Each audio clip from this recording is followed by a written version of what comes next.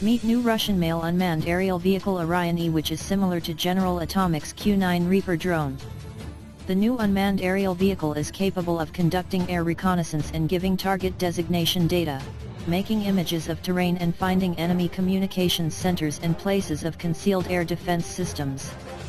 The Russian drone has a wingspan of 16 meters and a length of 8 meters. It has a maximum takeoff weight of 1 ton and a maximum payload of 200 kilograms. Its service ceiling is 7.5 kilometers and a maximum flight endurance of 24 hours with the standard payload. It develops a level flight speed of up to 200 km per hour. It may be equipped with weapons, thus turning into a reconnaissance and strike system. A complete system comprises 4 to 6 UAVs, a ground control station, automated takeoff and landing systems and communications elements.